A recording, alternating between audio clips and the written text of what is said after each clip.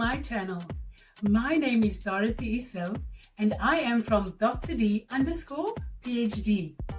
Please do me a favor and hit the subscribe button and the bell icon below so that you are the first to know when I upload videos on a Monday, Wednesday and on a Friday. Let's hear what Andy Crowe has to say about how teachers can enhance students' problem-solving skills using technology in the classroom. Hi, Andy, and welcome to my Hey, channel. awesome. Hey, Dorothy. Nice to be here. What is your contribution to education? Where are you from? Just tell us a little bit about yourself and what you are doing currently. Awesome.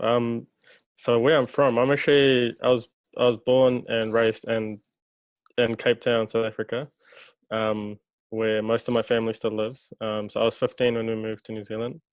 And in terms of what I do, the question I get asked the most by teachers and by schools is how do I help my students become problem solvers? Um, and the thing that led me, I guess, down this path that I'm on is curiosity.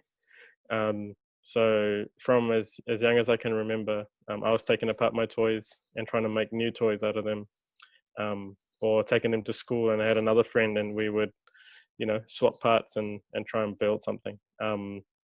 And yeah, so the main, I guess, focus of my thinking and my work is around developing problem solvers, helping teachers actually to be problem solvers first, because we can't. Yeah, I think there's almost like it's a counseling idea, maybe even psychology, um, where we can't take people further than we've been. Um, so I love showing teachers and especially teachers, like just how to be creative, how to be themselves, how to take their passions, their hobbies, and bring that into their classrooms. Yeah, so we'll start with the perceptions one, and then we can go into the specifics and how it all works for me. So I actually have a story around the perception one. So I was at a school. I was the ICT lead. So what that meant was I looked after if students were using Chromebooks, so little laptops that had the Google system all on it, and supporting teachers with getting their kids blogging, using Google Docs and all of those things to be collaborative and all of that. And there was a teacher at the school, and like you said, she was experienced, and I was new to the school, and one of the first things I was told was, like, everyone's cool, everyone's really into what we're doing except for this teacher. And one of the things I guess I appreciate, maybe it's my upbringing, maybe it's being an introvert, is that I take a lot of things with a grain of salt, and so for me that just presented itself as like a design challenge. I'm really into design thinking, so I thought, okay, this is a design challenge. There's something that's not quite right here, for the teacher and for the school, and so we need to employ some empathy. And so one of the things that happened was, I heard the teacher actually, talk about how we were trying to do maths versus how she'd always done maths, and approached her and did an observation in a class. And I was only a second year teacher, and I had this role. So I said, I'd love to, because I'd heard her literacy program was amazing. So I said, I'd love to observe your literacy program so I can implement that in my classroom. And then also, if you don't mind, if there's stuff I see that you can bring Chromebooks in for your kids, like, I'd love to suggest stuff. And luckily she agreed. And one of the things I found out in our debrief discussion was that her hesitancy wasn't so much the technology. It's like, it wasn't the laptop, it was the environment and the culture that the laptop would develop or bring to her classroom. And so the concern for her was that she developed and I'd seen it with my own eyes. I'd seen, she had some really tough kids in her class, like most teachers do. And she just had this way with them. And, again, like just her relational approach and that face-to-face, she was able to really encourage them and, and sort of, and develop their confidence. And I was seeing this, and so her biggest concern, in terms of like, even like from just for her personally, was how do I take, that's the thing that's actually working well for me. And obviously there's the curriculum stuff that sort of hangs off the back of that. So how students sit in the classroom, all of that kind of things came off of her relational approach. And so there was a program called Teacher Dashboard, which allows, if students are using Chromebooks, it allows the teacher to see all the tabs that are open on their Chromebooks if they wanted to. And we started there. So I was able to, based on the fact that that behavior management was what she felt really proud of, I was able to show her how that translated online. And then from there, it made the adoption of the technology in other areas of the curriculum, more accessible. So at what age do you start with your students incorporating technology? Yeah, this is a tricky question for me, because my 3.5-year-old, he plays with me and my 6.5-year-old daughter Minecraft. And one of the things I've seen, so they're quite different kids, but one of the things I've seen is, let's say compared to kids his age, there's a lot of problem solving that needs to happen inside of Minecraft. And from what I can tell, I mean, I haven't taught juniors. My wife used to be an early childhood teacher. But what we're noticing is just his ability to problem solve, so before we'd have to manufacture a situation, or, they'd be fighting, in real life, wrestling each other, and we'd need to solve it. And that's good. That's how, we've all developed our communication skills. But with technology, it's almost accelerated that for him. When we're busy building a castle or a house in Minecraft, and we're sitting in different parts of the lounge, we need to communicate clearly, how we can help him, and we need to be able to, which, I mean, it's crazy, a 3.5-year-old Sure. doing all of this thing. But so for me, and then on top of that, like, so for example, if I was to work with a school and there was lots of technology, lots of screens and things, this is where, and what you alluded to was maker culture. I'd be looking, actually, I have an example. Like my first school I taught at, there was lots of access to technology, and the kids had lots of exposure to that. And so my tendency was to bring a whole lot of analog stuff into the classroom. So we had cardboard, we had paper, we had Play-Doh. We were building things. We were being inspired by the technology they were using to build physical things. And then I went to another school where the technology wasn't as involved. So we were doing mostly analog stuff. So I brought in the digital aspect to augment it. So I think there's never, I think there's a saying, everything in moderation, and it's understanding like where your students are, who they are, what they're passionate about, what you're passionate about, and then finding ways to bring that in. And for me, that's really important as a, I guess, predominantly like introverted person. If I can lead with what gets me excited, then I'm pretty sure, as you know, Dorothy, like that's how people respond back to you. So the fact that we're talking about technology, this is the most animated you'd see me, because this is what I'm excited about. But if I don't know, if we talked about something else, it'd be really hard to get stuff out of me. So basically what you are saying is the teacher needs to be excited first. I'll give you some examples real quickly. Yeah, so if a teacher is really into art, then you can start thinking about medium or media. So the different media in traditional art is charcoal, pencil, paint. Yes. But now you can add, there's digital painting, there's, graphic design. You can start adding that. You can even do mixed media. You can start putting that in. If someone's into, and so they can be creating posters for what's coming up at school. That could be part of the projects that students are making. Or there's the local soccer football club. you know, has something going on. They could be making posters for real things, using art as an inspiration and medium. If there's a teacher who's into drama, making short movies, you know, like there's an output, you know, lots of young people want to be on TikTok or YouTube. Why don't they make those videos in class, practicing skits? Like this, everyone who's popular on those platforms are doing skits, they're doing drama. If you're, it's another example that's not usually an English teacher. There's blogging, there's writing, there's even marketing opportunities in English, I think, for writing, persuasive writing. That's going to be a key skill for as people move more and more to self-employment. You know, in the future, I think my kids are going to be self-employed. That's just how the world's going to work.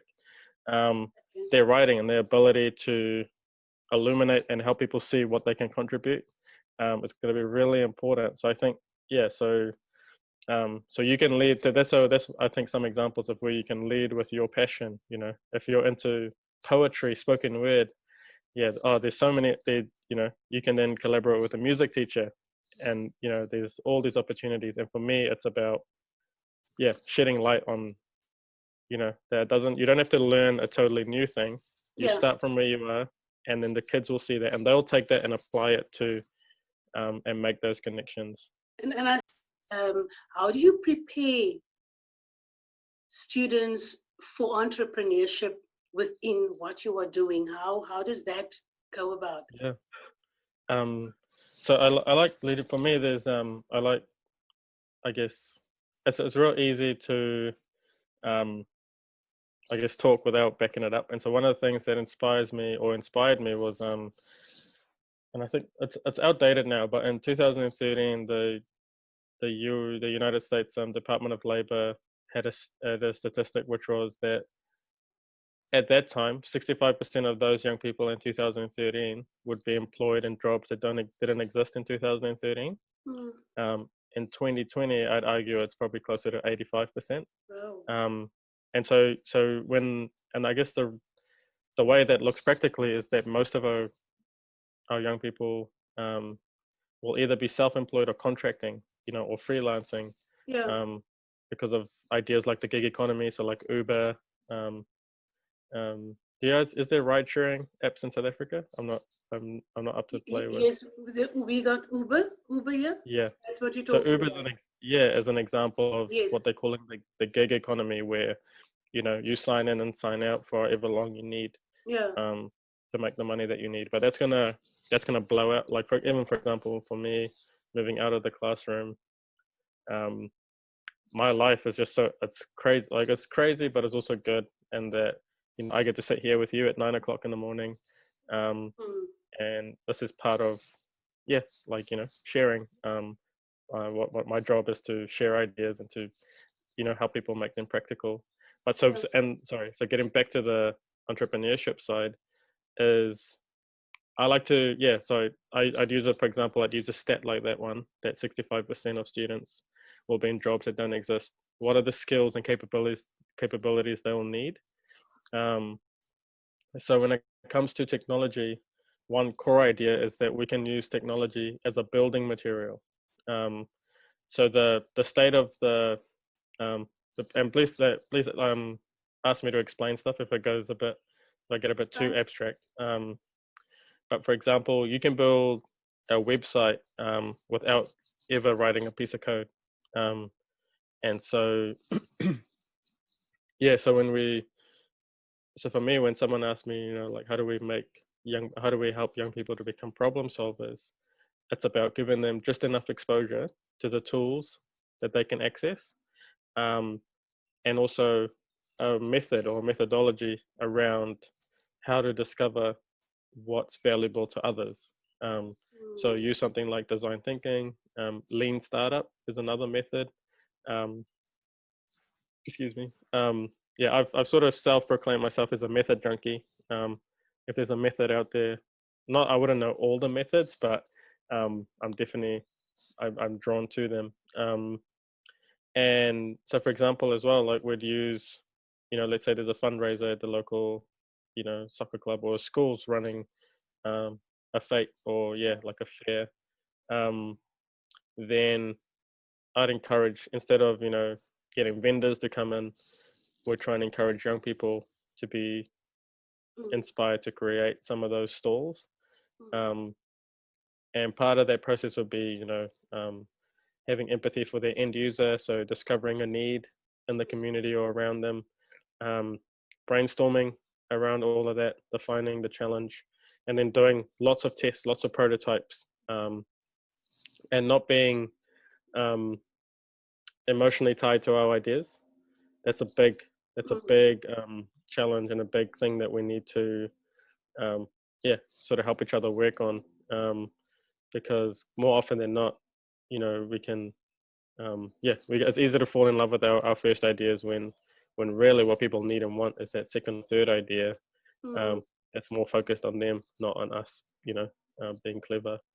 So I think entrepreneurship, I think that's important because it's a context.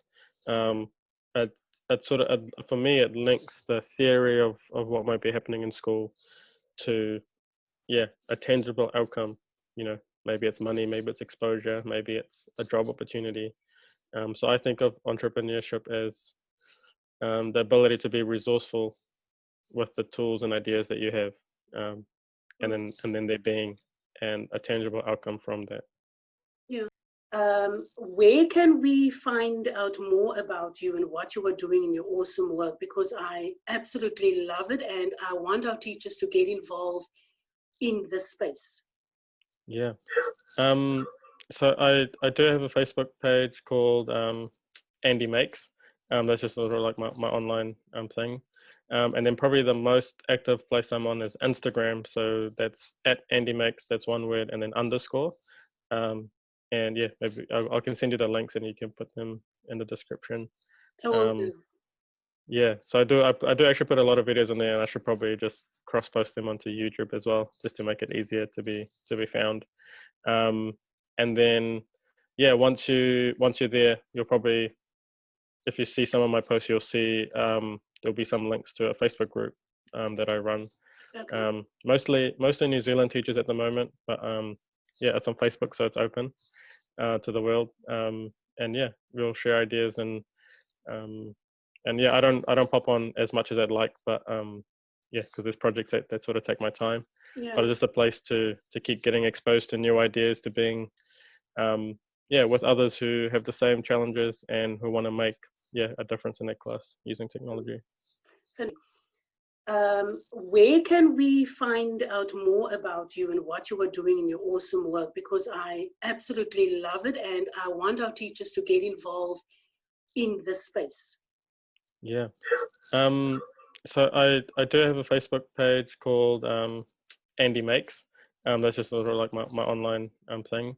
And then probably the most active place I'm on is Instagram. So that's at Andy Makes. That's one word and then underscore. And maybe I can send you the links and you can put them in the description. I will do. Yeah, so I do actually put a lot of videos on there, and I should probably just cross post them onto YouTube as well, just to make it easier to be found. And then once you're there, you'll probably, if you see some of my posts, you'll see there'll be some links to a Facebook group that I run. Okay. Mostly New Zealand teachers at the moment, but it's on Facebook, so it's open to the world. And we'll share ideas and I don't pop on as much as I'd like, but because there's projects that sort of take my time. But thank you so much for your time and for sharing your wisdom and skills and knowledge with us. We appreciate that. No worries, Dorothy. And I'll just add, like, for me it was a no-brainer to jump on your video with you. I'm from South Africa. I actually still have my passport. I still have a soft spot for the country. My granddad, he is busy doing our family tree, and he found that one of his great, I don't know how many great uncles was part of the first cohort at the first South Africa Teachers College. But I think I'll definitely seek out opportunities to contribute somehow. Yeah. That'd be awesome. Thank you very much, Andy. Keep well, awesome. And all of the best for you. Awesome. Thank you. See ya.